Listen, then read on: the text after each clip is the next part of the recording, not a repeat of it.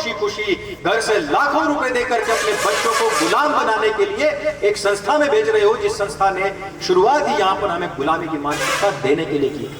और उसको क्या कहा जाता है? सर्व शिक्षा अभियान। ये शिक्षा सभी के लिए है। कौन सी शिक्षा? गुलाम बनाने वाली शिक्षा। स्वतंत्र होकर के सोचेगा कभी बैठ करके कि कौन किसका शत्रु है? शत्रु हम ही अपने हैं। धर्म के विषय में जब भी बात होती है, मतांतरण धर्मांतरण क्यों होता है, लड़कियां क्यों भागती हैं, क्यों उनको कन्वर्ट कर लिया जाता है? एक 24 साल की लड़की मेरे सामने है, उसके माँ बाप लेकर के कहने लगे कि हमारी लड़की घर से भाग गई थी, इस लड़की का घर वापसी करवा दो आप। मैंने कहा बात करता हूं, चलो। वो लड़की क्या कहती है कि मैं अपने माँ बाप के साथ में 23 साल तक रही, इन्होंने धर्म के विषय मुझे एक भी बात नहीं बताई।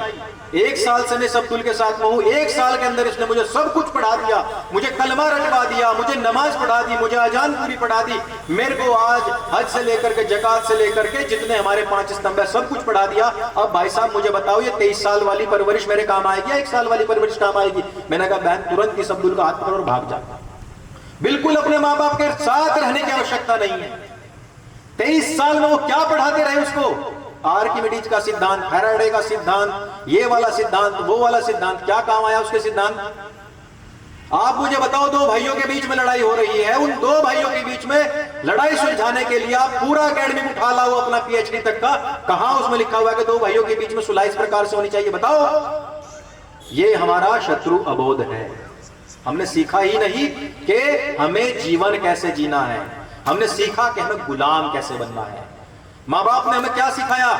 9वीं में इतने नंबर लाएगा तो ये दूंगा, 10वीं में इतने नंबर लाए तो ये दूंगा। सारी जिंदगी हमें पढ़ा के एक अंग्रेजी विद्या और अंग्रेज बना दिया, विदेश भेज दिया, और अब कहते हैं कि भारतीय संस्कृति के तहत हमारी सेवा करो, हमारे पास रुको। अरे हमेशा तो आपने पढ़ाया कि ताकि मैं विदेश तक चला जाऊं, और अब कह रहे हो कि जब तू बड़ा हो गया कमाने लग गया हमारे साथ रहे, हमारी सेवा कर। आपने सेवा करनी सिखाई कब? आप तो मुझे लालच देते रहे। मैंने कहा 23 साल अगर इनके साथ रह करके तूने नहीं सीखा तो बिल्कुल भाग जा। वो बाद की बात है कि वो बाद में आई और बोली कि नहीं मेरे को गलती हो गई, उसने मुझे बहुत मारा पीटा और मुझे गौमांस खाने के लिए मजबूर करने लग गया, मैं छोड़ आई। मैंने कहा देख बेटा 23 साल में तूने और भी बहुत सारी चीजें खुद से सीखी हैं, बहुत सारी चीजें खुद से सीखी हैं। अब्दुल से बात करना, उसको मैसेज करना, उसको प्यार वाले इमोजी भेजना, ये भी तो माँ बाप ने नहीं सिखाया था, ये भी तो तेने खुद ही सीखा है।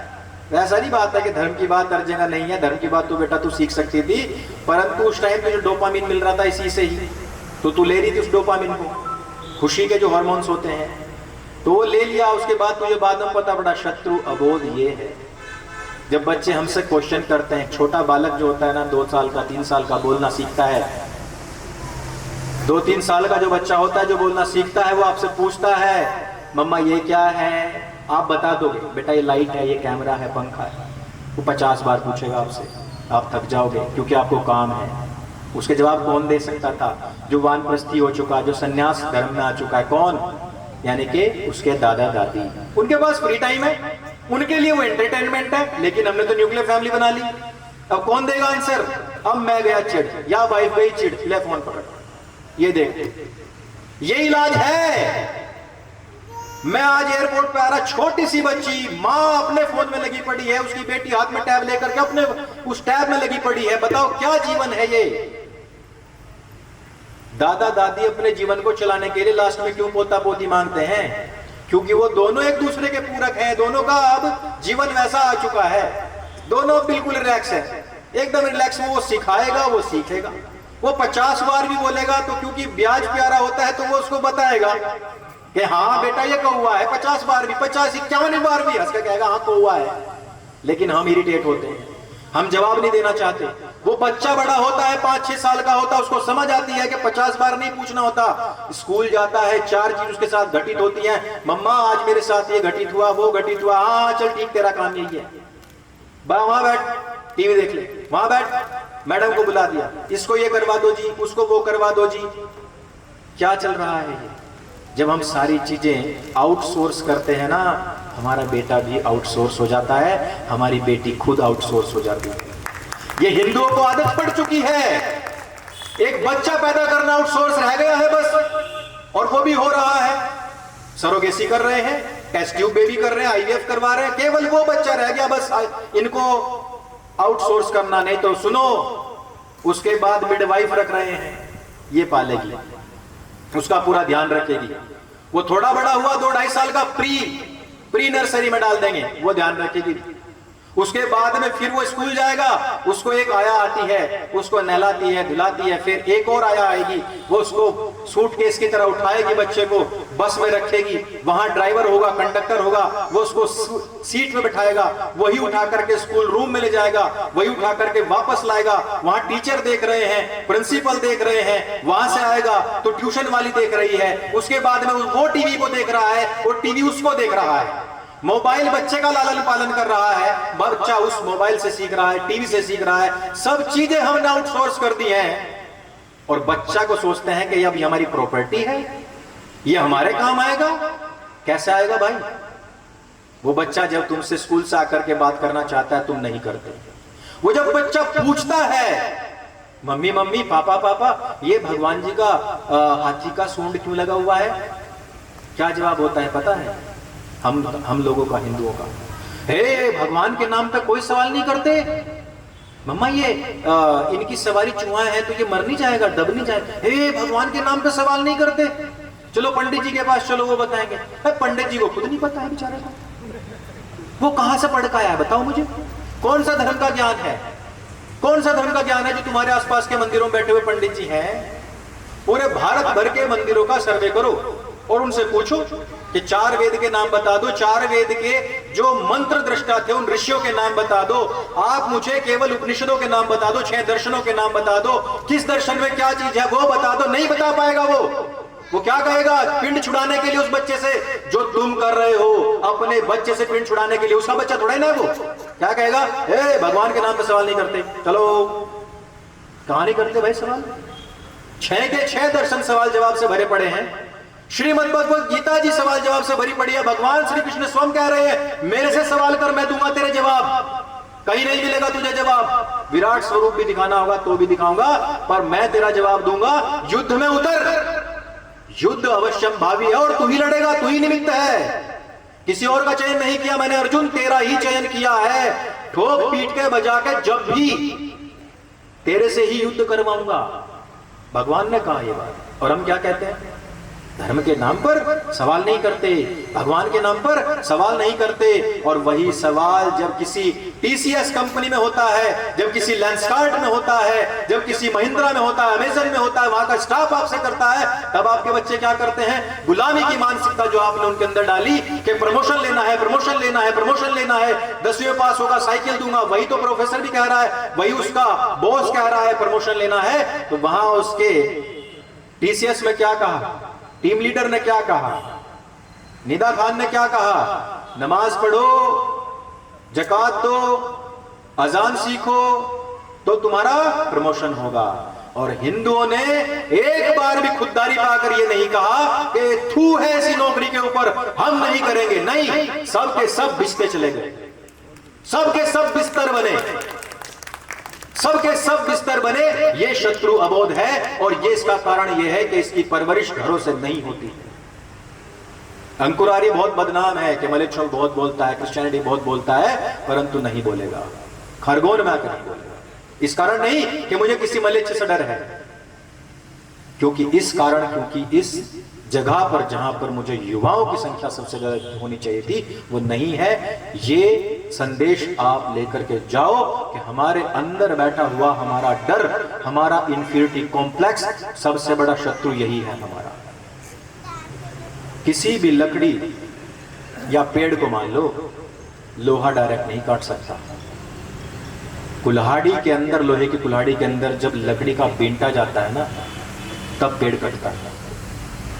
कुल्हाड़ी के अंदर लकड़ी का डंडा जाता है, उसी को पकड़ करके लकड़ी का वो जो पेड़ है वो कटता है, सीधे डायरेक्ट नहीं कट सकता। और वो लकड़ी हम इस्तेमाल हो रहे हैं अपनी संस्कृति को, अपनी जड़ों को खुद से विनष्ट करने के लिए। कहां है शत्रुबोध? बच्चों के अंदर खुददारी कहां है? प्रश्नों के जवाब देने की ताकत कहां है? कुव्वत कहां है? हमने तो सीखा ही यही है कि बस कॉम्प्रोमाइज कर लो, हाथ खड़े कर दो, नमाज पढ़नी है पढ़ लो, अच्छा, आप एक मुसलमान से करवा के देखो ये काम। भाई आपकी तो संख्या ज्यादा है ना, 100 करोड़ तो आप ही हो, कंपनीज आपकी हैं, टीम लीडर भी आप हो। आपके 1000 हिंदुओं के बीच में एक मुसलमान अगर नौकरी कर रहा है तो तुम कह के दिखाओ उसे कि रोजाना आकर के यहाँ एक माला गायत्री मंत्र करनी है और तेरा प्रमोशन होगा। नहीं करेगा वो। क्यों नहीं करेगा वो? क्योंकि उसने जो शिक्षा ली है ना तुम्हारे साथ बैठ करके स्कूल में, उसके साथ साथ उसने अपनी दीनी शिक्षा भी ली।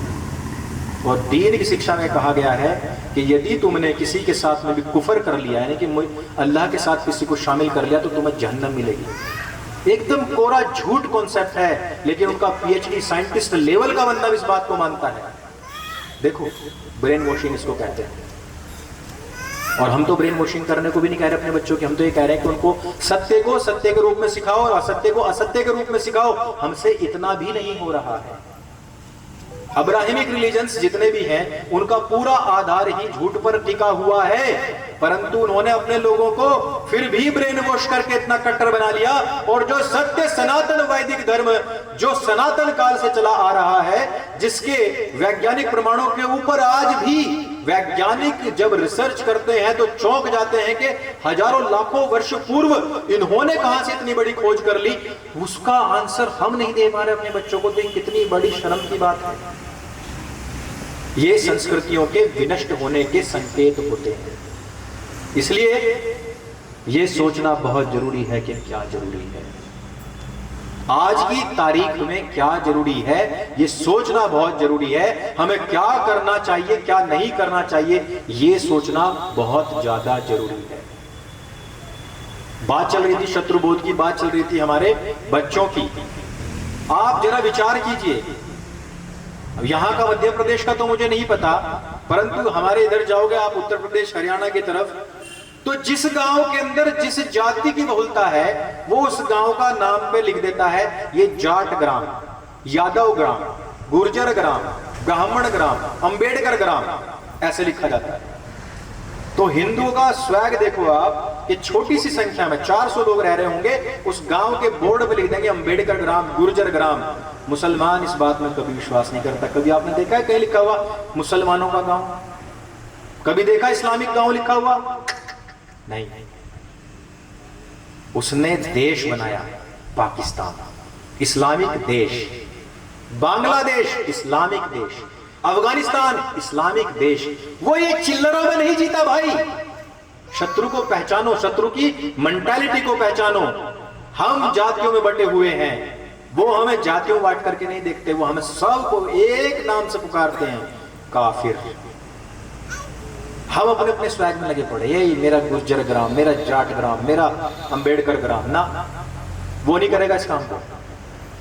वो अपनी संख्या बढ़ाए, चाहे युद्ध करे, चाहे जिहाद करे, चाहे कुछ भी करे, लेकिन उसका एक मोटिव रहता है, मुझे छोटे चिल्लरों में नहीं जीना, मुझे पूरा का पूरा देश लेना है। और 100 करोड़ की जनसंख्या का ये जो फिलहाल का हिंदुओं का देश, जिसमें हिंदू 100 करोड़ हैं, इनके बीच में 500 से ज्यादा पाकिस्तान बसे हुए हैं, और हिंदुओं की हिम्मत नहीं है कि उनके क्षेत्रों में घुस ले।